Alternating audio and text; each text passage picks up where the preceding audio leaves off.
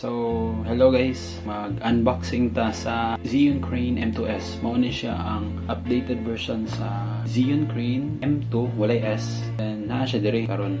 Ako na ni siyang na-unbox. Kaya ako mangi-check daan if legit bang item. Pero guaranteed naman siguro nga legit din siya kay napalit man ako siya dito sa ano siya tawagan dito sa Shopee Mall sa Xeon. Mao ni siya. Xeon Crane M2S. Actually, ang akong gipalit kay ang combo version. So, i-sale ni siya sa Shopee Mall. Sa box mismo, mo mo makita yung tubangan, the design of the gimbal, and then na ang warranty QR code. Wala lang, box lang mismo. And then QR codes located here. Yeah, let's open the box. So, gabihan ako ni. Kunuhay lang ba nga, kuyog mo sa akong unboxing. Wala pa na ako ni siya na charge. Unboxing lang ta. Abdihan. Gahiya ba?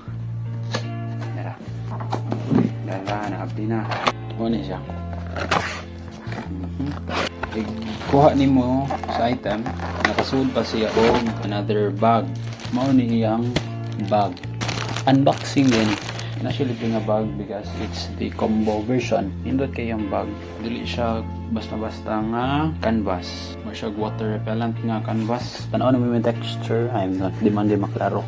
Pero nindot siya. And then ang ihang zipper diri is water resistant kunuhay. Pareha kay siya sa mga bag. Pareha sa North Face, which is good kay in kaso mag-uwan, dili siya basta-basta mabasa. So again, if you buy the combo version, na ay free nga bag, which is kani. But if you buy the standard one, nakabutang ra siya og katong nakabutang lang siya og styrofoam. So let's open this one. Ato sa ibutang diri para dili matagak atong brand new fully paid Xeon Crane M2S.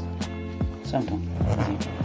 Nindot kay bay, dili basta-basta. Ikan ni siya sa Matrix. Yeah.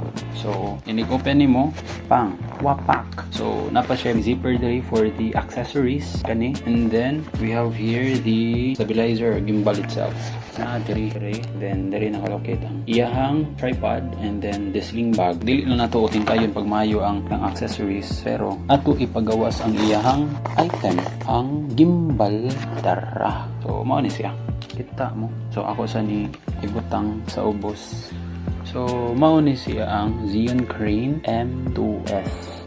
Kani siya actually napay pa actually. Mao ni siya ang murag LED niya or flashlight kunoy or tawag anang sa video nga suga-suga. Mao na siya. And then if imuhang gadget kay dili compatible sa kani nga gimbal, naara jud sila gi-provide nga USB-C to talilay mo to siya nga USB para connect sa cellphone and connect sa camera, especially sa akong camera nga dili compatible ani. So nara jud option. So ano siya?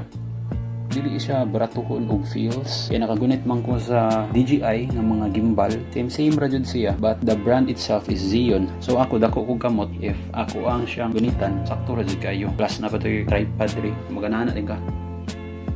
Indot siya ba? So, dili lang ako ni siya i-unlock kay papa ko kibaw unsaon ko ni siya pag-unlock. Actually, pagyan ako na charge. So, maura ni siya. But if ever magbutang ka og cellphone or camera, different man sila og kanang displacement, weight, and then di ko na bahala na. So, maura ni siya. Na siya screen. Actually, di siya touchscreen na. Maura siya screen, LED screen para makita nimo ang mga modes. Na siya POV, vertex, nasa siya gatong tracking. Ambot, nakalimot ko. Maura to siya. So, just a quick unboxing.